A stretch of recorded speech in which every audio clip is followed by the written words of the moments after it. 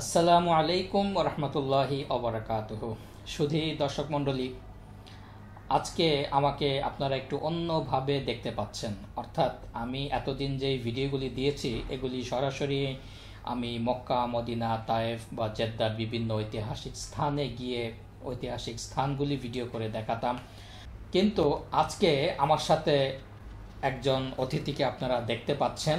Science world নামে যে আপনারা ভিডিও চ্যানেল দেখেন ইউটিউবে, বিশেষ করে আমি ব্যক্তিগতভাবে এই সায়েম ওয়ার্ল্ডের একজন ভক্ত। কারণ এই সায়েম ভাই যিনি আমার সামনে বসে আছেন, ইনি সেই সায়েন্স ওয়ার্ল্ডের সায়েম ভাই, যার পূর্ণ নাম হলো আবু সায়েম চৌধুরী। আজকে আপনারা আমার সামনে ওনাকে দেখতে পাচ্ছেন, কারণ হলো ওনার চ্যানেলে আজকে আমি ইনভাইটেড। কেন ইনভাইটেড সেই কারণটা আমি একটু সংক্ষেপে বলি।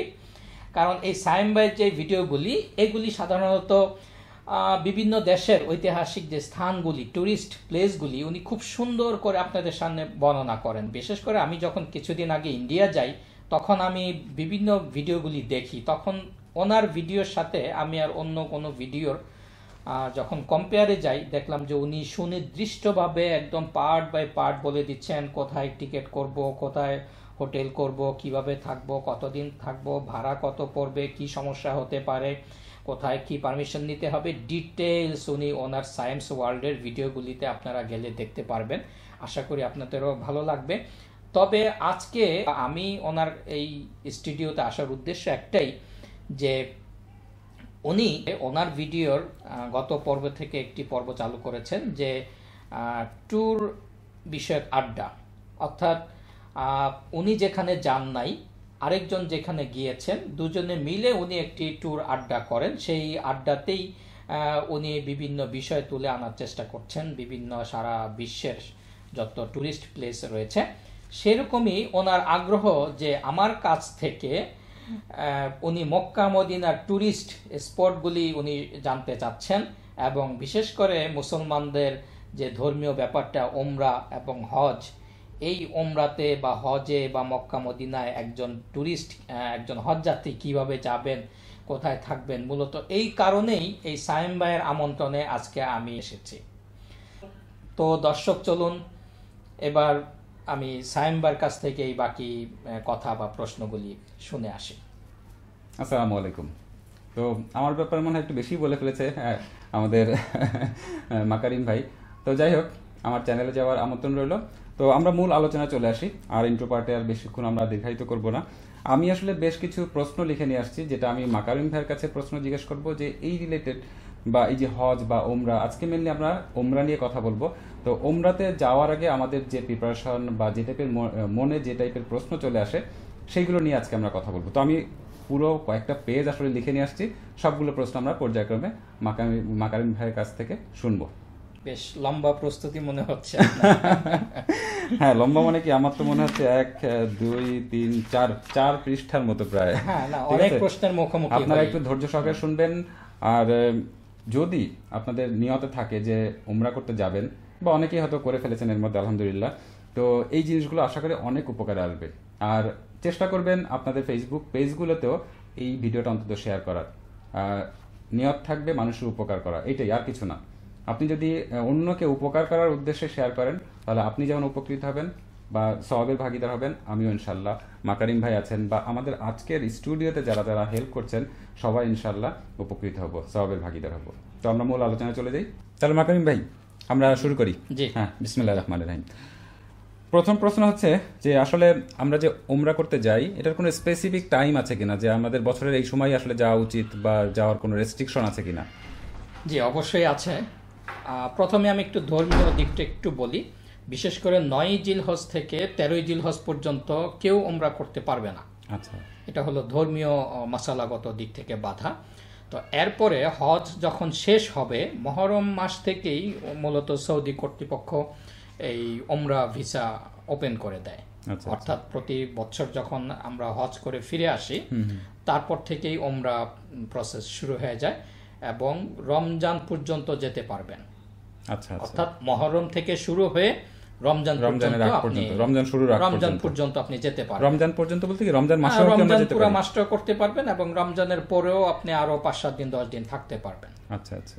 এর মধ্যে আপনাকে ফিরে আসতে হবে, এর মধ্যে যে কোনো দিন আপনি যেতে পারেন।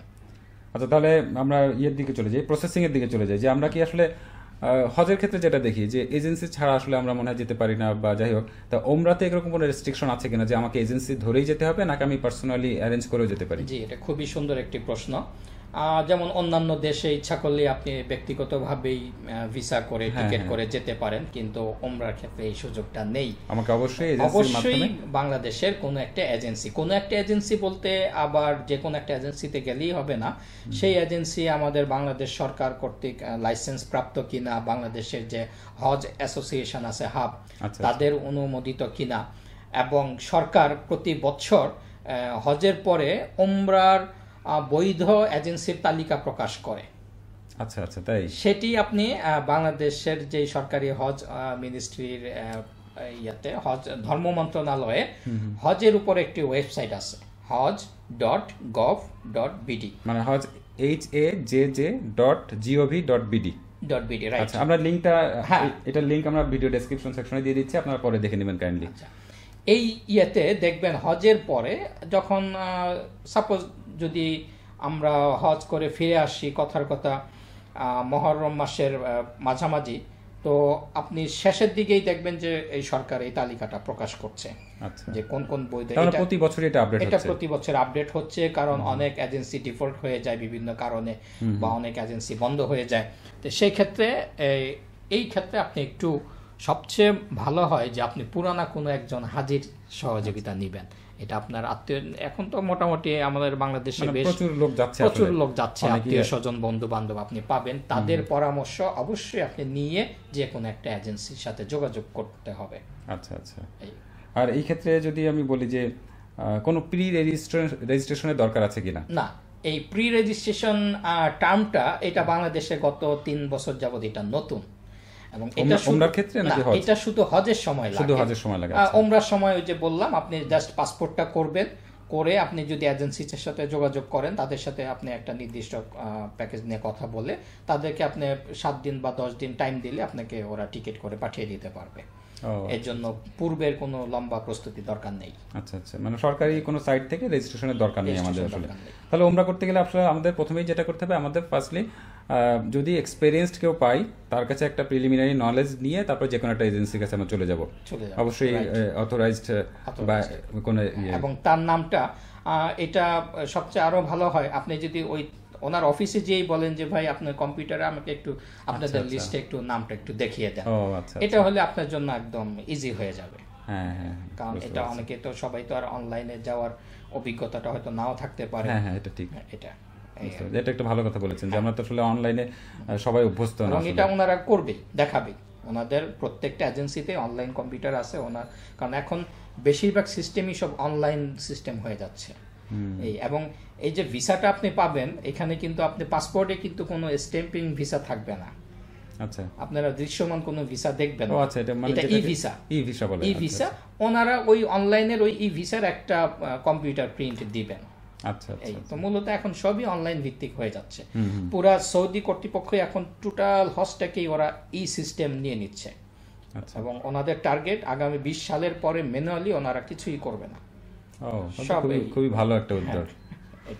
আচ্ছা, যেটা আপনি বললেন যে আমরা কোন সময়টা আসলে ওমরা করতে পারি, তো সেই ক্ষেত্রে সারা বছর এবং রমজানের মধ্যে করার কোনো মানে ডিফারেন্স আছে কিনা, যে আমি রমজানে যাব নাকি অন্য সময় যাব? আচ্ছা আচ্ছা, এখানে কোন সময়টা উপযুক্ত? ভাই, এখানে 2 ধরনের পার্থক্য হতে পারে। একটা হচ্ছে যে সওয়াবের দিক থেকে কোনো ডিফারেন্স আছে কিনা, আর একটা হচ্ছে যে কস্টিং, যে রিলেটেড সময়, এটার কোনো রেস্ট্রিকশন আছে কিনা বা ডিফারেন্স আছে কিনা? একদিকে রেস্ট্রিকশন কিছুটা, রমজানে বেশ চাপ পড়ে সারা বিশ্ব থেকেই, কারণ রাসূল করিম সাল্লাল্লাহু আলাইহি সাল্লাম বলেছেন যে রমজানে উমরা করলো সে যেন আমার সাথে হজ করলো। তো মূলত এই সুবিধাটা নেওয়ার জন্য, এই হাদিসের এই সুবিধাটা নেওয়ার জন্যই সারা বিশ্ব থেকেই মুসলমানদের একটা আগ্রহ থাকে যে নবীজির সাথে আমি হজটা করব, যেহেতু ওই হাদিস অনুযায়ী। এই জন্য চাপটা প্রচুর থাকে। এবং আরেকটা চাপ হওয়ার কারণ হলো ওখানে 1 রাকাত নামাজে মক্কাতে 1 লক্ষ সওয়াব। তো সেই ক্ষেত্রে রমজানেরটা আপনার আরো 70 গুণ আরো বেড়ে 70 গুণ বেশি 70 গুণ হচ্ছে। বেড়ে যাচ্ছে। তো সেই ক্ষেত্রে মানে সওয়াবের দিক থেকে আসলে অনেক বেশি অনেক আমরা বেশি, অনেক, এটা benefited হবো। অফুরন্ত, এটা অনেক। আবার ওইখানে তারাবির 20 টাকার তারাবির সাথে সাথে ওনারা, আমরা যেটা করি 20 টাকার পরে কিন্তু রাতে ঘুমায় যাই, ওখানে কিন্তু তা না, 20 টাকার তারাবির পরে আবার 10 টাকা ওনারা কিয়ামুল লাইল পরে মাঝখানে একটা বিরতি দেন। আচ্ছা আচ্ছা। প্রথমে এশার নামাজ হয়, তারপরে সাথে সাথে 20 টাকার তারাবি, তারপরে ওনারা একটা টাইম দেয় খাবারের জন্য, তারপরে আবার কিয়ামুল লাইল বলে। এটা কিন্তু আমাদের দেশে চালু নাই, এটা ওনারা আরো অতিরিক্ত 10 টাকা পড়েন। বাহ। তো এই যে সোয়াবের যে আবাদতের আকর্ষণীয় দিকগুলি নেওয়ার জন্যই মুসলমানদের ভিড়টা একদম হজের মতো ওইখানে ভিড় হয়ে যায়। আচ্ছা। হজের যেই ভিড় আর রমজানের ভিড় বলতে গেলে একই, কোনো পার্থক্য করা যায় সেক্ষেত্রে না। এটা থেকে আমার প্রথম প্রশ্নের উত্তর। সেকেন্ড হচ্ছে যে সেকেন্ড হচ্ছে যে খরচের ব্যাপারটা। খরচের ব্যাপারটা, হ্যাঁ, ওই যে যেহেতু চাপটা বেড়ে যায়, সেক্ষেত্রে ওইখানকার হোটেল খরচ এবং প্লেন ফেয়ার গুলিও বেড়ে যায় সারা ওয়ার্ল্ডে, স্বাভাবিকভাবে ডিমান্ড বেড়ে যাচ্ছে। সেই ক্ষেত্রে তো নরমাল সেই খরচ ক্ষেত্রে কিরকম? যেমন আমি বলি, এখন ধরেন রমজানের আগে যদি আমি যাই, সেক্ষেত্রে ধরেন আপনি 70 থেকে 1 লক্ষ টাকায় আপনি হোটেল অনুযায়ী আপনি খরচটা পড়বে। আচ্ছা। আর যদি রমজানে যান, সেম প্যাকেজ মনে করেন এখন যদি আমার পরে 85, সেটা রমজানে পড়বে 1,05,000 বা 10 এরকম, মানে 20 থেকে 25,000 বেড়ে যাবে। একই ফ্যাসিলিটির হোটেল থাকা খাওয়া যদি আমি নিতে চাই, মানে সেম জিনিসই দেখা যাচ্ছে 20-25,000 টাকার একটা এখানে ডিফারেন্স চলে আসে। আরেকটু বলে নেই, 1 থেকে 19 রমজান, আচ্ছা মানে পহেলা রমজান থেকে 20 রমজানের মধ্যে যদি আপনি ব্যাক করেন তাহলে এক খরচ। আচ্ছা। আবার যদি 20 রমজান থেকে ঈদ পর্যন্ত থাকেন শেষ 10 দিন, তাহলে সেই ক্ষেত্রে আরো 1/3 খরচ বেড়ে যাবে। ও আচ্ছা আচ্ছা। রমজানের মধ্যে রমজানের মধ্যে, কারণ শেষ 10 দিন প্রচুর ভিড় থাকে। হ্যাঁ এই আর কি। এটা খুবই ইম্পর্টেন্ট একটা ইনফরমেশন আপনি অ্যাড করে দিলেন, যেটা তবে আমার আসলে যদি point রমজানে ছিল না। যাওয়ার নিয়ত থাকে, তা আমি বলবো যে ওই শেষ 10 দিনের কিন্তু আলাদা তেমন কোনো ফজিলত নেই। তবে অনেকে ওই যে সবে কদরটা ধরার জন্য শেষ 10 দিন যান, না হলে আমি পরামর্শ দিব যে আপনি প্রথম রমজানের দিকেই যান, যদি রমজানে যাওয়ার ইচ্ছা থাকে, প্ল্যান থাকে। আর ভাইয়া এখানে একটা প্রশ্ন আমি এখানে আমি আরেকটু অ্যাড করি, যদি রমজানে আপনি না যান, তাহলে আপনি ডিসেম্বর, জানুয়ারি, ফেব্রুয়ারি, মার্চের মধ্যে আপনি উমরাটা কমপ্লিট করে ফেলেন। কারণ এখনকার সৌদির ওয়েদার আর বাংলাদেশের ওয়েদার কিন্তু প্রায় একই।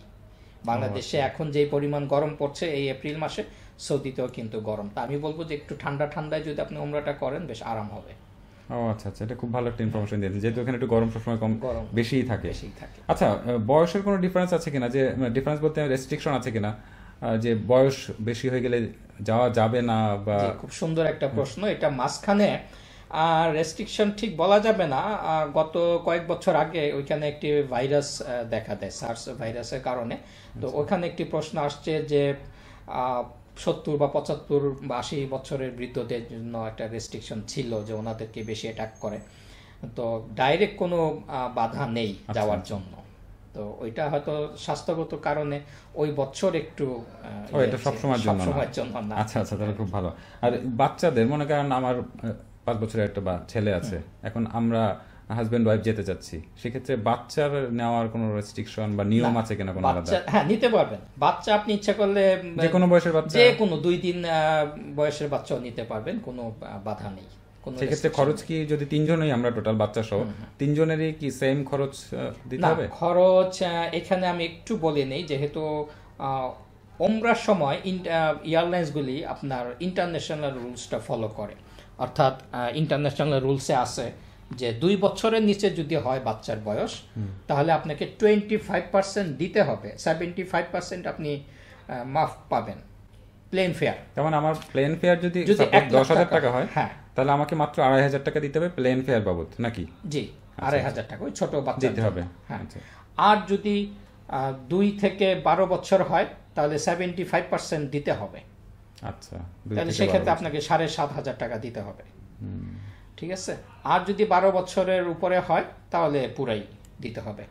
তবে এখানে একটু বলে রাখি, এটা তো আমরা এখন ওমরা নিয়ে আলোচনা করছি, যদি এটা আবার হজের ক্ষেত্রে হয়, তাহলে কিন্তু একদিনের বাচ্চার জন্য কিন্তু পুরা 100% প্লেন ফেয়ার দিতে হবে। সেক্ষেত্রে ওই ডিসকাউন্ট আমরা পাবো না। ওই ডিসকাউন্টটা পাবে না, কারণ হজের সময় অ্যাডাল্টের জন্য যা দিতে হবে, একদিনের বাচ্চার জন্য সেম দিতে হবে। সেম একজন অ্যাডাল্ট আর বাচ্চার কোনো তফাৎ নাই, যেটা ওমরার সময় তফাৎ এটা কি শুধুমাত্র প্লেন ফেয়ারের ক্ষেত্রে? প্লেন ফেয়ার এটা, এবং এটা হজের ক্ষেত্রে, কারণ হজের ক্ষেত্রে ওনারা মানে জন প্রতি গণে।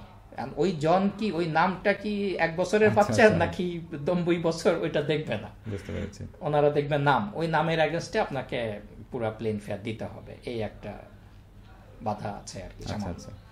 আর হোটেল খরচ আমি বলবো যে ছোট কোলের বাচ্চা নিলে আপনার জন্য আলাদা সিট নেওয়ার দরকার নেই, আপনি আপনার বাবার সাথে বা মায়ের সাথে তো ওই বাচ্চা থাকবে যদি ছোট বাচ্চা হয়। আর খাবারটাও আমি বলবো যে তার জন্য আপনি খাবার নেওয়ার দরকার নেই, কারণ এখানে কিন্তু প্লেন খরচ আছে, হোটেল খরচ আছে, তারপরে আপনার খাবার, জনপ্রতি খাবারের একটা হিসাব আছে, এগুলি আপনি এজেন্সির সাথে আলোচনা করে নেবেন আর কি, যে আমি বাচ্চার জন্য খাবার নিতে চাই না, টাকা তো আসলে এক্সট্রা লাগছেও না, একই বেডে হয়ে যাচ্ছে এই আর কি। তবে ওনার বাচ্চার নামে একটা সিট দেখাতেই হয়, এটাকে তাসরিয়া বলে। এটা আপনি এজেন্সির সাথে আপনি একটু মানে একটা সিট পাবো প্লেনের, তাই না? প্লেনের সিট এবং হোটেলের সিটও তার নামে একটা দেখাতে হয় যে হ্যাঁ এই বাচ্চার এগেইনস্টে। তো এটা আপনি এজেন্সি এটা আপনাকে ম্যানেজ করে দিবে কিভাবে কি করতে হবে। আচ্ছা আচ্ছা আচ্ছা ভাইয়া, তাহলে এবার আমি পরবর্তী প্রশ্ন চলে যাই। সেটা হচ্ছে এরকম যে অনেকে তো একাধিকবার ওমরা করে, তাই না? একাধিকবার হজ করে যাচ্ছে, তো দ্বিতীয়বার যখন যাবে বা তৃতীয়বার যখন যাবে, এটার কোনো নিয়ম আছে কি যে এতদিনের মধ্যে আর দ্বিতীয়বার যাওয়া যাবে না? বা এটা আমরা একটা রেস্ট্রিকশন ছিল, কিন্তু ওইভাবে না যে যাওয়া যাবে না তা না। আচ্ছা, যাওয়া যাবে, কিন্তু সেই ক্ষেত্রে আপনাকে 2100 রিয়াল আপনাকে এক্সট্রা দিতে হবে, অর্থাৎ এখন প্রায় 47,000 টাকা আপনাকে, যদি আপনি জীবনের দ্বিতীয়বার ওমরা করতে যান তাহলে আপনাকে দিতে হবে। মানে এখানে আমি টাইম লিমিটেশন, যে কোনো সময় যাই না কেন, দ্বিতীয়বার যেতে গেলে যদি আপনি পাসপোর্ট, ওই পাসপোর্টটা, কথার কথা এখানে একটু ফাঁক রয়েছে, আমি একটু আনঅফিশিয়ালি বলি, যদি আপনার যদি আগে আমাদের যে হাতে লেখার পাসপোর্ট ছিল, কথার কথা আপনি 2005-এ গেছেন ওই যে হাতে লেখা পাসপোর্ট নিয়ে, কিন্তু আপনি ধরেন 2015-তে মেশিন রিডেবল পাসপোর্ট করেছেন, সেই ক্ষেত্রে আপনার এটা প্রথমবার বলেই কাউন্ট হবে। আচ্ছা আচ্ছা, যেহেতু ওই পাসপোর্টটা আর নেই এবং ওনারা এখন ওইটাও অনলাইন সিস্টেম ছিল না, এই মেশিন রিডেবল পাসপোর্টে যদি, কথার কথা আপনি 2015-তে পাসপোর্টটা করেছেন, 2016-তে আপনি ওমরায় গিয়েছেন, এরপরে আপনি যদি 2019-এ যান, 20-এ যান, আপনাকে দ্বিতীয়বার বলেই কাউন্ট করবে। আচ্ছা, এবং তার জন্য আপনাকে 2100 রিয়াল দিতে হবে। এটা আজকে পর্যন্ত প্রায় 47,000 টাকা। 47,000 টাকা এটা আপনাকে দিতে হবে। খুব সম্ভবত এটা আবার বেড়ে বোধহয় 2200 হয়েছে, এটা আমি যতটুকু জানি, এবং এইটা মিনিমাম, এটা ভবিষ্যতে কমার সম্ভাবনা নেই, হয়তো বাড়বে।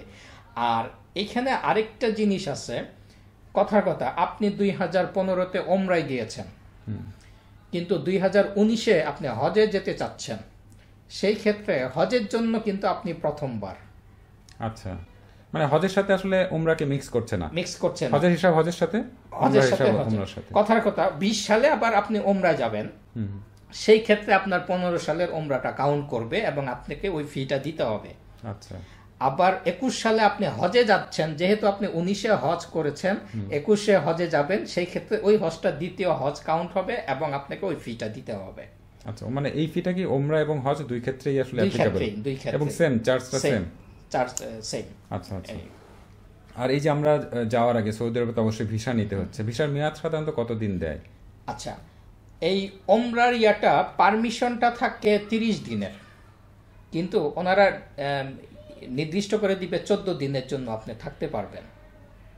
তাহলে 30 দিন বলতে 30 দিন, এটা টোটালি আগে ছিল 30 দিনেরই, কিন্তু ওনারা এটা বেশ 2 বছর হলো এটা ওনারা 14 দিন করে ফেলছেন, 14 দিন করে দিয়েছেন, কিন্তু একটা স্পেশাল একটা প্রভিশন রেখে দিয়েছেন, যদি কোনো কারণে আপনাকে থাকতে হয়, সেই ক্ষেত্রে আপনি ওইখানকার এই এজেন্সির সাথে যোগাযোগ করে একটা ফি আবার জমা দিতে হবে ভিসা এক্সটেন্ড করার জন্য। ভিসা এক্সটেন্ড করার জন্য ওই 30 দিন, সর্বোচ্চ আপনি 30 দিন, সর্বোচ্চ 30 দিন করতে পারবো, 30 দিন করতে পারবেন, কিন্তু ডিফল্ট হিসেবে 14 দিনে দিচ্ছে। ওরা নরমালি 14 দিনের অনুমতিটা দিচ্ছে। আপাতত ফিটা কি রকম জানা আছে ভাই? ফিটা আমি যতটুকু জানি 300 থেকে 400 রিয়াল। আচ্ছা, বাংলাদেশি কত টাকা?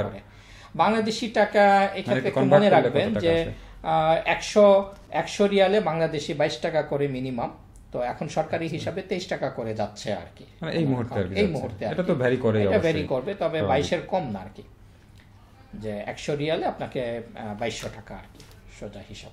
এই হিসাবটা গেল কিন্তু ওমরার জন্য, যে আপনি 14 দিন থাকবেন, হ্যাঁ? আচ্ছা। আর হজের ক্ষেত্রে আপনাকে ভিসাটা দিবে, যদিও আমরা এখন ওমরা নিয়ে আলোচনা করছি, একটু জেনে রাখা ভালো। হজের ক্ষেত্রে আপনাকে ভিসাটা দিবে হজ মৌসুম বলে ওরা, ওরা নির্দিষ্ট কোনো তারিখ না, ফ্লাইট টাইম থেকে 60 দিন।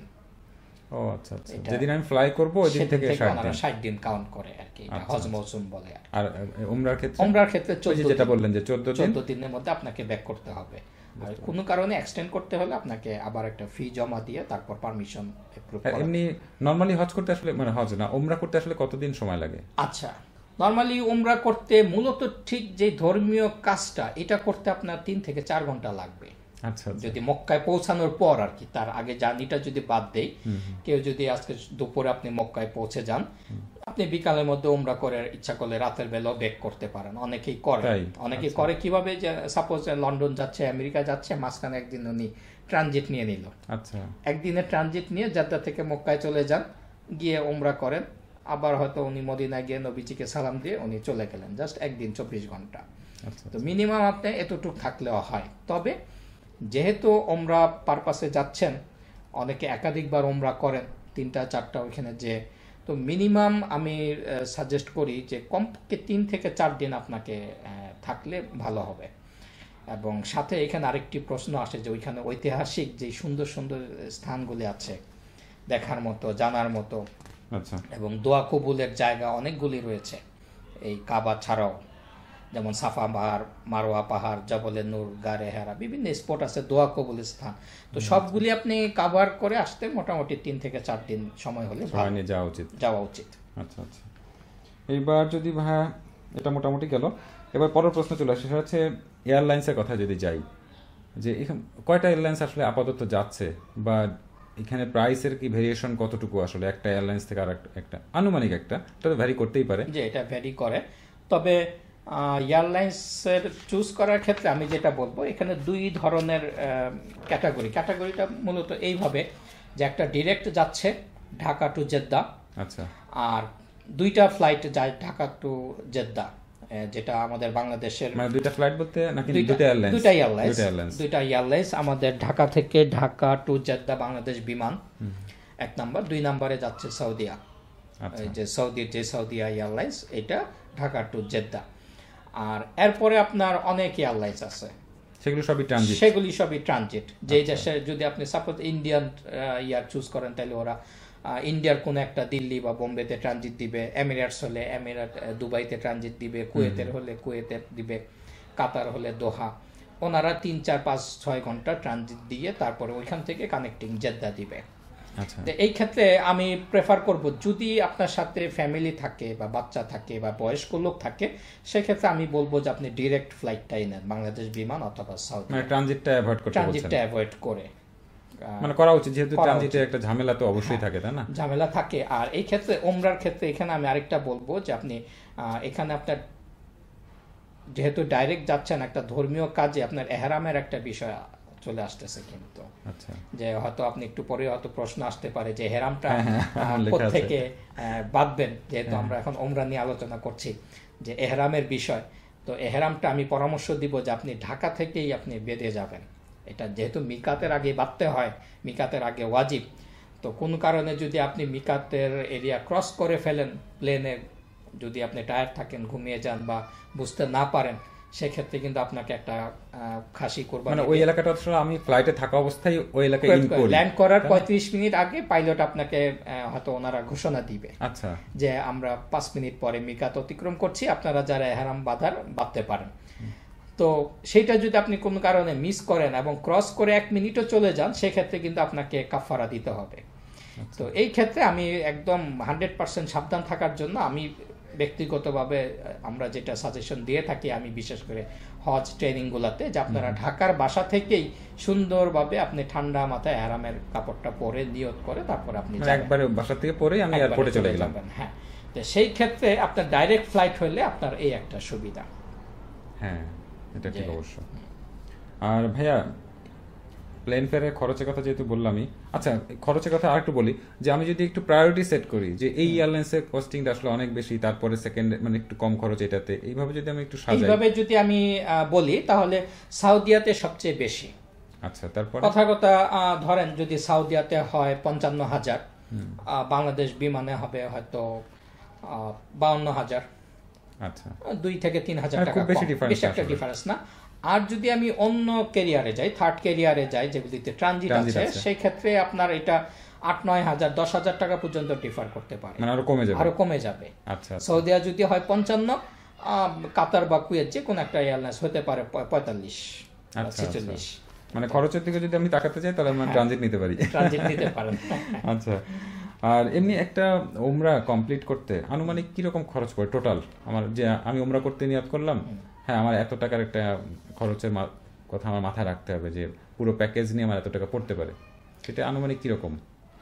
এজেন্সিগুলো দেখবেন আপনারা বিভিন্ন অনলাইনে বা লিফলেটে ওনারা পাবলিশ করেন যে 65,000 টাকার প্যাকেজ। হ্যাঁ, তো এই প্যাকেজে কি কি থাকে, 65 বা 70, এটা হলো একদম লোয়েস্ট, এর নিচে আর কোনো মতেই সম্ভব না।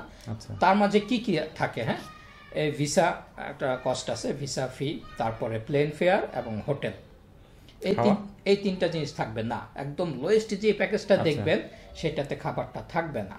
আচ্ছা আচ্ছা। আর এরপরে যদি খাবারটা থাকে, খাবার নেওয়া না নেওয়ার মাঝে আপনার গ্যাপটা হবে 5 থেকে 6,000 টাকা। ভাইয়া তাহলে যেহেতু আমাদের এয়ারলাইন্স নিয়ে কিছু খরচের কথাও চলে আসলো, এই কথাটাও একটু বলতে পারেন যে আমাদের একটা উমরা কমপ্লিট করতে আনুমানিক কিরকম খরচ লাগে? আনুমানিক যেটা বলছিলাম আর কি, যে দেখবেন বিভিন্ন এজেন্সি আপনাকে অফার দিচ্ছে 65,000 বা 70,000, এটা হলো একদম মিনিমাম খরচ। হ্যাঁ, আচ্ছা সেই এরপরে আপনি যেটা আপনার বিভিন্ন মানের হোটেলের উপরেই কিন্তু খরচটা নির্ভর করে। হ্যাঁ সেটা তো অবশ্যই। হ্যাঁ, এবং হোটেলের মান প্লাস দূরত্ব, এই দুইটা জিনিস আপনাকে একটু মাথায় মানে রাখতে মক্কা হবে। থেকে হোটেলের দূরত্ব কতটুকু? মক্কার বলতে কাবার থেকে। যে সেন্টার বাইরের চত্বর থেকে এটা কত মিটার দূরত্ব? 500 মিটার হলে এক রেট, এটা যদি 1,000 মিটার দূরে যায় স্বাভাবিকভাবে খরচটা কমবে। তো দূরত্বের বা কথা যেহেতু বাড়বে। আসলো, আবার হ্যাঁ যদি হ্যাঁ সরি একটু ইন্টারাপ্ট করলাম, হ্যাঁ, হ্যাঁ। এটা হচ্ছে দূরত্বের কথা যেহেতু এসেই পড়লো, তো আসলে কতটুকু দূরত্ব পর্যন্ত আসলে আমাদের থাকা মানে কমফোর্টেবল হয়?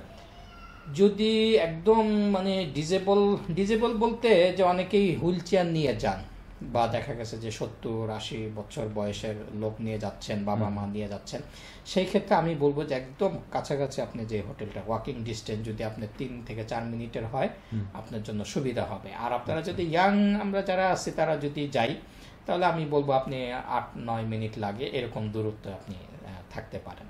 তার মানে বলা যাচ্ছে যে 8-9 মিনিট বলতে 1 কিলোমিটারের 1 মধ্যে যে কিলোমিটার, হোটেলগুলো যেমন আছে। 1,000 মিটারে ওখানে 1 কিলো, আপনি যদি 500 বা 600 মিটার দূরত্ব নেন, যে 1 কিলো বা হাফ কিলোর উপরে যান, সেক্ষেত্রে আপনার খরচটা কম হবে, সেভ হবে আর কি। আচ্ছা আর টোটাল একটা লোকের যদিও আপনি কথার কথা যে 70,000 টাকার প্যাকেজেই যাবেন, তারপরও আপনার কিছুটা আনুষঙ্গিক খরচ ওখানে আপনার হবে, বিশেষ করে কিছু খাওয়া বা কোথাও যাওয়া, সাইট সিইং যাওয়া, তারপরে থাকা, এক্সট্রা কিছু হাত খরচের যে ব্যাপারটা থাকে, সেক্ষেত্রে আমি বলবো যে আরও আপনি 20 থেকে 25,000 বেশি দিবেন। অর্থাৎ এজেন্সি সাথে আপনি যেই রেটটা ঠিক করবেন, সাপোজ তার সাথে আপনি 70,000 টাকা যদি আপনি প্যাকেজ ঠিক করেন, তার সাথে আপনি আরও এক্সট্রা মিনিমাম 20,000 টাকা নিয়ে যাবেন।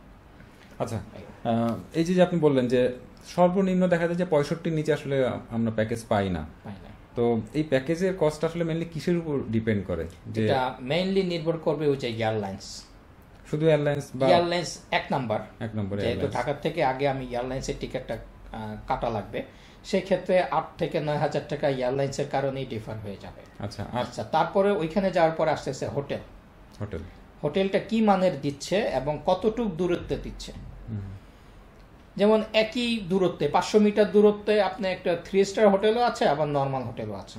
আচ্ছা, দুইটার কস্ট কিন্তু তার মানে আসলে হোটেলের ডিসটেন্স এবং মান দুইটাই দেখতে হবে, ডিপেন্ড করছে। তার মানে আমাদের ওখানে আচ্ছা হোটেলের কথা যেহেতু আসলো, আমি কি আসলে হোটেলে বলে দিতে পারি যে আমি অমুক হোটেলেই থাকবো? হ্যাঁ, কিছু যেহেতু বিশেষ করে আপনার 5 স্টার হোটেলগুলি যদি নেন, একদম সাথে যেই জমজম টাওয়ার বা মক্কা টাওয়ারে যেই হোটেলগুলি চয়েস দিলে, সেই ক্ষেত্রে আপনার খরচটা ওই অনুযায়ী আসলে বেড়ে যাবে, সেটা আপনি আলোচনা সাপেক্ষে এজেন্সির সাথে ঠিক করে নেবেন।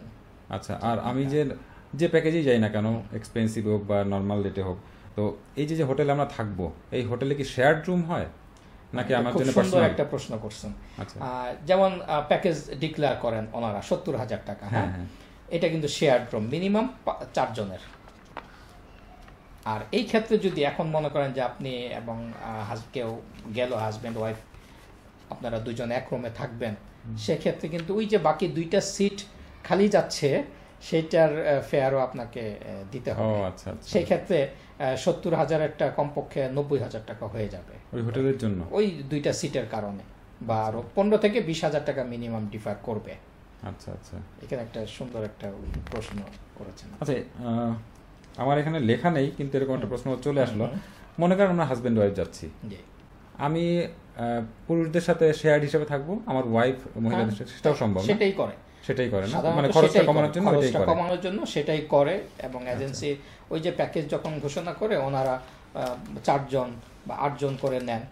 তো আচ্ছা, মহিলাদের রুমে মহিলারা, পুরুষদের রুমে পুরুষ, এটা হজে বা উমরা দুইটাই একই মানে সিস্টেম। এটাই বেশি প্র্যাকটিস আসলে। এটাই প্র্যাকটিস করে আর কি, আচ্ছা আচ্ছা। সাধারণত। আর আমি বিশেষ করে দেখা যায় যে আমি তো মেনলি আমার চ্যানেলটা মেনলি ট্রাভেল রিলেটেড, তাই না?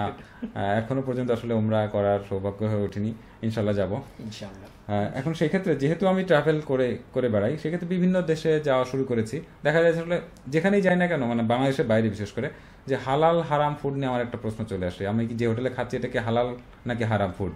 স্বাভাবিক, তা জিজ্ঞাসা করার পরে অনেক ক্ষেত্রে দেখা যায় অনেকেই বলে না এটা 100% হালাল, কিন্তু তারপরেও নিজের মনের মধ্যে একটা খুঁতখুঁতো থেকে যায়। কনফিউশন থাকে, বিশেষ করে সৌদি আরবে কি এই টাইপের কোনো মানে খুঁতখুঁতো না। থাকার সুযোগ আছে কিনা? খুবই সুন্দর একটা প্রশ্ন করেছেন। এবং যেহেতু এক হিসাবে বলবো আপনার যাওয়ার এখনো সুযোগটা হয়নি, ওইখানে একটা হারাম বাউন্ডারি আছে মক্কা এবং মদিনাতে। আচ্ছা, ধরেন কোনো দিকে, বিশেষ করে কাবাটাকে যদি সেন্টার ধরি, কাবা থেকে কোনো দিকে 25 কিলো, কোনো দিকে 14, কোনো দিকে 10, এরকম একটা বাউন্ডারি নির্ধারণ করা আছে। এবং ওই বাউন্ডারির ভিতরে কোনো অমুসলিম পারমিটেড না যাওয়ার জন্য, মানে ঢুকতেই পারবে না? ঢুকতেই পারবে না। আর আচ্ছা, সেখানে তো ওই ওনাদের হোটেল হারাম খাবার প্রশ্নই ওঠে প্রশ্নই আসে না। হ্যাঁ, আর ওইখানে যত খাবার পাবেন 100% হালাল। আচ্ছা, এবং শুধু ওখানেই না, শুধু এটা আমি সৌদির বেলায় বলতে পারি, ওনারা পুরা সৌদি আরবেই এই হালাল হারামটা ওনারা 100% কন্ট্রোল করেন। যেমন জেদ্দাতে একজন অমুসলিম যেতে পারবেন, থাকেন, বিজনেস করেন বা জব করেন, কিন্তু ওনারাও কোনো মানে হারাম ফুডের বিজনেস করতে পারবেন না। আচ্ছা, তো সেই ক্ষেত্রে আমি বলবো শুধু মক্কা মদিনা নয়, সারা সৌদি আরবে আপনি এই ক্ষেত্রে নিশ্চিন্তে থাকতে পারি, মানে খাবার নিয়ে কোনো টেনশন নেই। আচ্ছা, এটা যে কোনো আইটেমই হোক। ভাইয়া, এবার পরবর্তী প্রশ্ন চলে যাই। সেটা হচ্ছে যে ওমরা করতে গেলে মদিনায় যেতে হবে কিনা, এরকম কোনো নিয়ম আছে? আচ্ছা, এখানে একটু বলে রাখি, মূলত ওমরা করতে গেলে আপনাকে সংক্ষিপ্ত 4টা কাজ, যেটা মক্কায় যাওয়ার পরে মাত্র 3 থেকে 4 ঘন্টা সময় দিলেই কিন্তু আপনার একটা ওমরা হয়ে যায়। এহরাম বাঁধা, তাওয়াফ করা, সাই করা, চুল কাটা, এই 4টা কাজ করলেই কিন্তু আপনার ওমরা কমপ্লিট হয়ে যাচ্ছে। কমপ্লিট। এরপরে যেটা প্রশ্ন থাকে যে মদিনায় যাওয়ার ব্যাপারটা, মক্কা এক শহর, মদিনা আরেক শহর। মদিনায় যাওয়ার উদ্দেশ্যটা হলো সেখানে আমাদের প্রিয় নবীজি রাসূল করিম সাল্লাল্লাহু আলাইহি সাল্লামের রওজা মুবারক, যার কারণে আমরা এই যে হজ বা উমরা যাই বলি না কেন, ওনার মাধ্যমে আমরা সেটা পেয়েছি। এবং এখানে একটা হাদিস বেশ গুরুত্বপূর্ণ। রাসূল করিম সাল্লাল্লাহু আলাইহি সাল্লাম বলেছেন যে হজ বা উমরা করতে মক্কায় আসলো, কিন্তু সে আমার রওজাতে আসলো না, সে যেন আমার উপরে জুলুম করলো। তো এটা বাইহাকি শরীফের একটা হাদিস। আর এমনিতেও তো একটা মনের একটা আকাঙ্ক্ষা যে নবীজি যেখানে শুয়ে আছে ওনাকে সালাম দিয়ে আসবো না, এটা তো হয় না।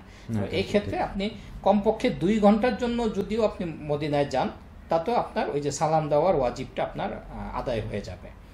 তো নর্মালি আমি বলবো যে ওই যে যেহেতু 14 দিনের ভিসা থাকে, তো নর্মালি আমি বলবো যে যদি পারেন 7 দিন 8 দিন এরকম আপনি মক্কা মদিনা মিলে থাকতে পারেন, বা অনেকে 4 দিন মদিনায় থাকে, 10 দিন মক্কায়, এটা আপনার নিজস্ব ব্যক্তিগত স্বাধীনতা। আচ্ছা, এই যে আপনি কিছুক্ষণ আগে যেটা বললেন ভাই, যে প্যাকেজ যে 65,000 টাকা হচ্ছে মিনিমাম, তো এই প্যাকেজ কি আসলে স্ট্যান্ডার্ড কত দিনের জন্য ডিজাইন করা হয়, যে 4 দিন না 7 দিন? এটা নরমালি 8 থেকে 10 দিন করে, এটা 14 দিন করে না। আচ্ছা, এটা 14 দিন করতে গেলে একটু খরচটা আমি আমার ধারণা ছিল মনে হয় 3-4 দিনের মধ্যেই ওই প্যাকেজটা শেষ করে। 7 থেকে 10 দিন করে। আচ্ছা, এইবার যদি পরবর্তী প্রশ্ন যাই যে মিনিমাম কতদিন থাকতে, সেটা তো আপনি আগেই বলেছেন। ঢাকা থেকে মদিনা যাব আগে, মানে আমি যদি ঢাকা থেকে রওনা দিই, বাংলাদেশ থেকে যারা যাচ্ছি, মদিনা আগে যাবে, আগে কোথায় গেলে ভালো হয় আসলে? তো নরমালি আগে মক্কায় গেলে ভালো। প্রথমে মক্কায় যে জেদ্দা থেকে মক্কায় চলে যাবেন, ঢাকা থেকে জেদ্দা নামবেন, জেদ্দা থেকে মক্কায় আপনি ওমরা কমপ্লিট করে মদিনায় চলে যাবেন। এই কারণে ফেরার টাইমে মদিনা থেকে আপনি যদি টিকিট পেয়ে যান, সৌদিয়াতে যদি যান, তাহলে এই সুবিধাটা পাবেন, মদিনা থেকে আপনি ঢাকা ব্যাক করতে পারবেন। একদম মদিনা থেকে, সেক্ষেত্রে আমাকে সেক্ষেত্রে জেদ্দা যাওয়া লাগবে, কারণ মদিনা থেকে জেদ্দায় যেতে প্রায় 8-9 ঘন্টার বাসের জার্নি করা লাগে। ও আচ্ছা আচ্ছা। প্লাস এরপরে আবার আপনাকে এয়ারপোর্টে রিপোর্ট করতে হবে, প্লেনের আবার 6 ঘন্টা ফ্লাইট টাইম আছে, বেশ লম্বা, ফেরাটা আসলে অনেক একটা লেন্দি, মিনিমাম 15 থেকে 20 ঘন্টার একটা ব্যাপার। আর যদি মদিনা থেকে আপনি সৌদি আর জাস্ট 3-4 হাজার টাকা বেশি নিবে, ওই টিকিটটা যদি পেয়ে যান তাহলে খুব সুন্দর হয়। বাহ, এটা খুব ভালো একটা ইনফরমেশন, যেটা আমি তো জানাই ছিল না, আমার প্রশ্ন এখানে নেই। খুব ভালো একটা বলেছেন ভাইয়া। ফেরার সময় আমরা যেটা করে থাকি যে সবাই আসলে খেজুর বা পানি, এটা তো আমরা আসলে সবাই আনি, তো এটার কোনো সাজেশন আপনার আছে কিনা যে কোথাটা কি? পানিটা তো অবশ্যই আনবেন, বিশেষ করে আপনার আত্মীয়দের একটা চাহিদা থাকবে যে ভাই আমার জন্য একটু জমজমের পানি আনবেন, এত পানি আনবেন কিভাবে? বরকতপূর্ণ একটা, তো আপনি মিনিমাম 5 লিটার অ্যালাউ।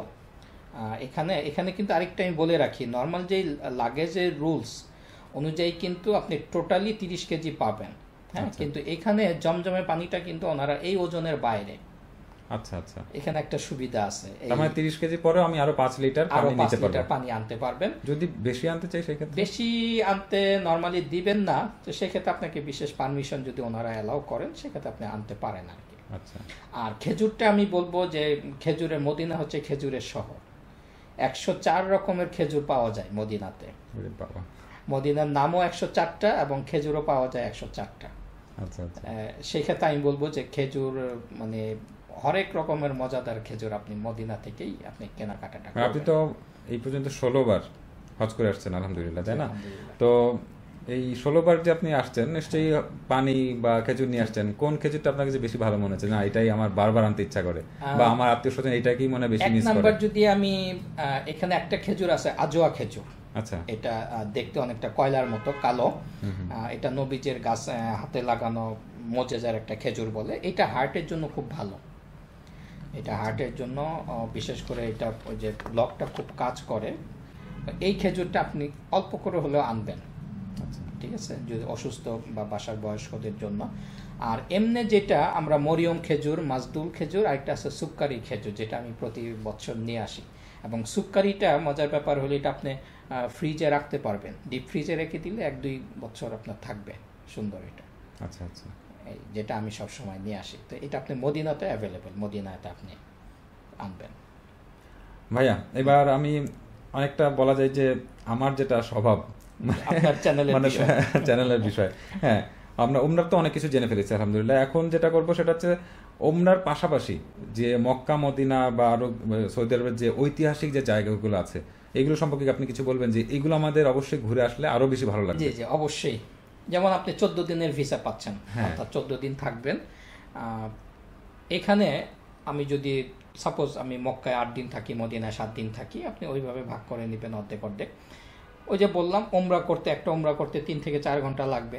এরপরে তো আপনি অফশোর, তো এরপরে আপনি হারাম শরীফে নামাজ পড়বেন।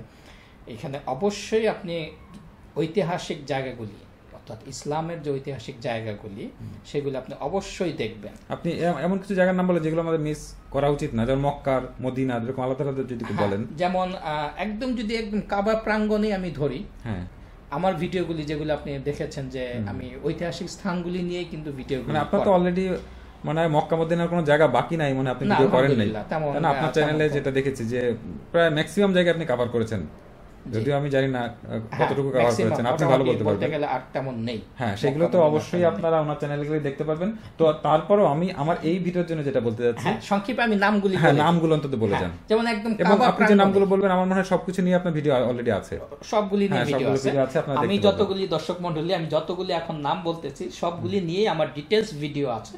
তো এখন শুধু আমি আপনাদের উদ্দেশ্যে একটু এবং সাইম ভাইয়ের চ্যানেলের উদ্দেশ্যে আমি সংক্ষিপ্তভাবে নামগুলি বলে দিই। যেমন কাবা প্রাঙ্গণে মাকামে ইব্রাহিম, যেটা বেহেশতি পাথর আল্লাহ পাক পাঠিয়ে দিয়েছিলেন ইব্রাহিম আলাইহিস সালামকে কাবা তৈরির সময়, যেটা লিফটের মতো কাজ করতো। এটা কিন্তু কাবা থেকে একটু সামনেই একটা সোনালী খাঁচার মধ্যে আছে, এটা মাকামে ইব্রাহিমের পাথর।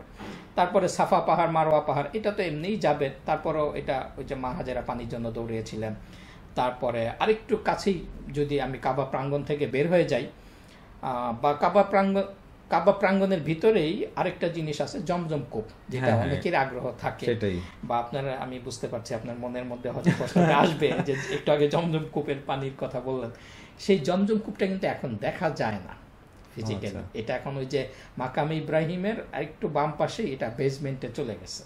সো এটা এখন আর, আমি এটা 2001-এ যখন গিয়েছিলাম তখন এটার আন্ডারগ্রাউন্ডে যাওয়ার সিস্টেমটা ছিল, কিন্তু এখন আর নেই। তো এরপরে যদি আমি বের হয়ে যাই, রাসূল করিম সাল্লাল্লাহু আলাইহি সাল্লামের জন্মস্থান, যেখানে তিনি মা আমিনার গর্ভে এই দুনিয়াতে আসেন, সেই বাড়িটা কিন্তু, বাড়ির স্থানটা আছে, বাড়িটা নেই এখন। ওই স্থানে একটা লাইব্রেরি করা আছে, এটা অবশ্যই দেখবেন। তার পাশে আছে জাবল আবু কুবাইস পাহাড়, যেটা সৃষ্টির প্রথম পাহাড়। আচ্ছা, এই পৃথিবীতে আপনি তো ওই যে দার্জিলিং যান বা সাজেকের যত পাহাড় দেখেন, এই পৃথিবীর সমস্ত পাহাড়গুলির প্রথম পাহাড় হচ্ছে এই জবল আবু কুবাইস পাহাড়। এটা এই নবীজির জন্মস্থানের পাশে, এটাও দেখে আসবেন। তারপরে ওদিকে আবু জাহেলের বাড়ি, এটা যদিও ধর্মীয় দিক থেকে তেমন কিছু না, একটা ঐতিহাসিক জায়গা, যে আবু জাহেলের বাড়ি কোনটা একটা কৌতূহল। তারপরে ওমর রাদিয়াল্লাহু আনহুর বাড়ি কোনটা ছিল, তারপর আবু বকর রাদিয়াল্লাহু আনহুর বাড়ি কোনটা ছিল, তারপরে মা খাদিজার কবর জান্নাতুল মুআল্লা, তারপরে সবচেয়ে ঐতিহাসিক যেটা স্থান জাবলে নূর, যেখানে কোরআন নাজিল হয়েছিল। আমি ওই কথা বলতে যাচ্ছিলাম, যেখানে জিবরাইল আলাইহিস সালাম এসে আমাদের নবীজিকে এই কোরআনটা দিলেন। সেই গারে হেরা বলে এটাকে, পাহাড়টার নাম হলে জবলে নূর এবং গুহাটাকে বলে গারে হেরা। এটা প্রায় 2500 ফিট উপরে, এটার উপরও আপনি ভিডিও হয়তো দেখছেন। তারপরে আরেকটা ঐতিহাসিক স্থান হলো জাবলে সৌর, এটা 5000 ফিট উঁচা। এবং নবীজি যেদিন হিজরত করেন, মক্কা থেকে মদিনায় যান, ওই গুহাতে হযরত আবু বকর সিদ্দিক রাদিয়াল্লাহু আনহুকে নিয়ে উনি 3 দিন 3 রাত ওই পাহাড়ের চূড়ায় ছিলেন। এটার উপরও কিন্তু আমার একটা ভিডিও আছে।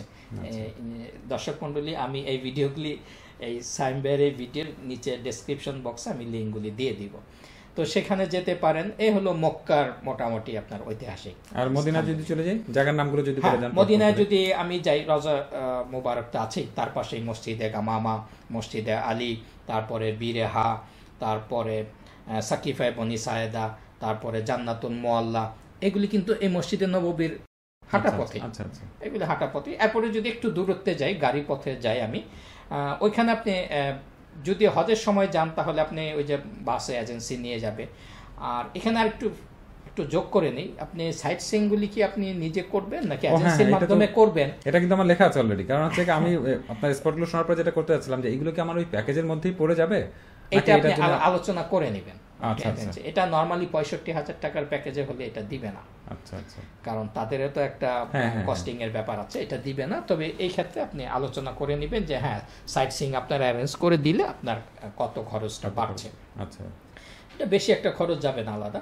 তো ওই যে দূরের পথে আপনি জবলে ওহুদ, যেখানে ওহুদের যুদ্ধ হয়েছিল সেখানে, তারপরে খন্দকের যুদ্ধ, তারপরে মসজিদে কেবলাতাইন, তারপর ইসলামের প্রথম মসজিদ মসজিদে কুবা, তারপরে দোয়া কবুলের মসজিদ মসজিদে ইজাবা, এরকম বিভিন্ন স্থান স্পট আছে। আর বদর এবং খাইবার, এই দুইটা যদি দেখতে যান, এটা একটু সময় বেশি লাগবে, এটা একটু বেশ দূরত্ব, 150-200 কিলোমিটার দূরে। আর যদি এরকম মক্কা মদিনা ছাড়াও যদি আমার তায়েফ বা জেদ্দা যাওয়ার প্ল্যান থাকে, হ্যাঁ, মক্কা মদিনা ছাড়া এরপরে আমি 1 নম্বরে বলবো যে আপনি তায়েফে অবশ্যই যাবেন। কেন? তায়েফে আপনি প্রাকৃতিক দিক থেকে তায়েফ অনেক, মানে মক্কা এবং মদিনা দেখবেন যে আপনি পাথর আর বালি, আর কিছুই দেখবেন না। হয়তো তারা এখন মানে টেম্পোরারি, মানে এটাকে কি বলবো, আর্টিফিশিয়ালি মাটি দিয়ে ওনারা চাষ করছেন বা ফুলের বাগান করছেন, কিন্তু তায়েফে আপনি মক্কায় যদি থাকে কথা 30 ডিগ্রি সেলসিয়াস, ঠিক 70 কিলোমিটার দূরেই তায়েফ, সেখানে গেলে দেখবেন আপনার 14-15 ডিগ্রি সেলসিয়াস। হ্যাঁ, অনেক খুব সুন্দর। এবং এই আমাদের সাজেক বা ইন্ডিয়ার যে দার্জিলিং এর মতো যে মেঘ যাচ্ছে, ওইটাও কিন্তু ওইখানে পাবেন। এটা সবসময় হয়তো নাও দেখতে পারে। এই তায়েফে গেলে আপনি, এবং যাওয়ার রাস্তাটা খুব চমৎকার একটি রাস্তা, আমার খুব প্রিয় একটি জায়গা তায়েফ। এবং তায়েফে নবীজির একটা স্পেশাল দোয়া আছে, যেই কারণে তায়েফ এত শস্য শ্যামল। তায়েফে কিন্তু প্রচুর মানে সবজি হয়, এই টমেটো বলেন, লাউ বলেন, বিভিন্ন যত রকম সবজি আছে, এগুলি কিন্তু তায়েফে বেশ ভালো চাষবাস হয়, মরুভূমির দেশ হওয়া সত্ত্বেও। এবং তায়েফের আঙ্গুর, বিখ্যাত আঙ্গুর, খুব মিষ্টি তায়েফের আঙ্গুরগুলি। আচ্ছা ঠিক আচ্ছা আছে, যেটা আমার একটা লাস্ট একটা ভিডিওতে, যে নবীজি রক্তাক্ত হওয়ার পরে তায়েফে যেই আঙ্গুর বাগান আশ্রয় নিয়েছিলেন, সেই আঙ্গুর বাগানটা আমি দিয়েছিলাম একটা ভিডিও, লাস্ট ভিডিওটা আছে সেটাতে। এবং তায়েফে আমি সাজেস্ট করব, যদি পারেন এক রাত যদি ওখানে থাকার ব্যবস্থা করতে পারেন তাহলে সবচেয়ে আরও ভালো হয়। তাই এবং তায়েফ থেকে আরও 70 কিলোমিটার আরও ভিতরে যদি যান তাহলে ওইখানে মা হালিমার বাড়ি। মা হালিমা বলতে যেখানে নবীজির দুধ মা বাসায় লালিত পালিত হয়েছিলেন, সেই মা হালিমার বাড়ি দেখতে পাবেন এই তায়েফে। ও আচ্ছা আচ্ছা। আর এবার কথা হচ্ছে যে আমরা তায়েফে এখানে আরেকটা আকর্ষণীয় বিষয় আছে, ওখানে একটা বুড়ির বাড়ি বলে, ওই আমরা যেটা আগে ছোটবেলা থেকে যে কাটা দিয়ে রাখতেন, সেই আচ্ছা, বুড়ির বাড়ি। সেই বাড়িটা এখন ওই ভাঙাচোরা, এটা আমার ভিডিওর চ্যানেলে প্রথম দিকের একটা ভিডিও, বেশ ভিউ হয়েছে আলহামদুলিল্লাহ। এই বুড়ির বাড়ি এবং মসজিদে আলী একটা আছে, মসজিদে আলী, যেখানে হযরত আলী রাদিয়াল্লাহু তাআলা আনহু বিচার করতেন ওইখানে। আরেকটা আছে আব্বাস রাদিয়াল্লাহু তাআলা আনহু, যেই পৃথিবীতে যত তফসির আছে সমস্ত তফসির কারকদের মধ্যে প্রধান তফসির কারক হলেন হযরত আব্বাস রাদিয়াল্লাহু তাআলা আনহু, এবং ইনি শুয়ে আছেন কিন্তু এই তায়েফে। এটা মসজিদ আব্বাস বলে। তো তায়েফটা মিস করা মনে হয় না, তায়েফ অবশ্যই যাবেন, ওমরায় যান আর এই কি বলে হজে যান, অবশ্যই তায়েফ। তায়েফের জন্য আমাকে একদিন থেকে 2 দিন মানে ওয়ান নাইট, মানে অবশ্য যদি আপনি সকালে চলে যান 70 কিলোমিটার তো মোটামুটি সারা দিন কভার করে রাতে ফিরে আসতে পারবেন। আচ্ছা, সমস্যা হয় না, পারা যায়। বুঝতে পেরেছি। আরেকটা যে শেষ প্রশ্ন করি ভাই, সেটা হচ্ছে রিয়াদ বা দাম্মাম যেতে পারবো আমরা আসলে এখান থেকে? না, এই হজ ভিসায় বা উমরা ভিসায় আপনি 4টা জায়গায় পারবেন। মক্কা মদিনা তো আছেই, তার সাথে তায়েফ বললাম, আরেকটা হলো ওই যে বন্দর জেদ্দা। জেদ্দা যেহেতু বিমানবন্দর আছে, এই জন্য জেদ্দা আপনি যেতে পারবেন। জেদ্দাটাও খুব দেখার মতো। জেদ্দা ওইখানে কিন্তু সাগর, সি বিচ আছে, বিভিন্ন স্পট আছে, বেশ সুন্দর। ওখানে জেদ্দাটাও আপনি এখানে দেখে আসতে পারেন। আর যদি কেনাকাটার যদি কোনো কিছু ইচ্ছা থাকে সেরকম অন্য কিছু, তাহলে আপনি জেদ্দাতেও করতে পারেন, বেশ সুন্দর আকর্ষণীয় শহর। আর অন্য কোথাও আপনি পারমিটেড না, রিয়াদ, দাম্মাম, অন্য মানে আমি ওমরার ভিসা দিয়ে আসলে অন্য এই 4টা স্পট ছাড়া আর কোথাও আমরা যেতে পারবো না। এক্ষেত্রে আমি আরেকটু যোগ করে দিই, হয়তো আপনার প্রশ্নের তালিকায় রয়েছে, যে জেদ্দা বা তায়েফ যেতে স্পেশাল কোনো পারমিশনের ব্যাপার আছে কিনা। হ্যাঁ হ্যাঁ, সেই ক্ষেত্রে আপনার আলাদা কোনো পারমিশন লাগবে না, কিন্তু অবশ্যই আপনাকে এমনিতেও মক্কা মদিনায় আপনি সবসময় সাবধানতার জন্য আইডি কার্ড আপনার সাথে রাখবেন, কারণ পাসপোর্ট কিন্তু আপনার সাথে থাকছে না। আইডি কার্ড অবশ্যই সাথে, যেটা জানি যে এজেন্সির কাছে আমার পাসপোর্টটা জমা দিয়ে রাখতে হয়, দিয়ে দিয়েছেন, তার বদলে আমাকে একটা আইডি কার্ড দেবে পুরো ইয়েতে সৌদি আরব ঘোরার জন্য, এই হজ যে জায়গাগুলো আমার সফরে। এই আইডি কার্ডটা অবশ্যই আপনাকে তায়েফে যাওয়ার সময় নিতে হবে, কারণ একটু কড়াকড়ি করে তায়েফে যাওয়ার সময়। এটা না থাকলে কিন্তু আপনাকে যেতে দিবেন না। ও আচ্ছা আচ্ছা, ফিরিয়ে দিবে।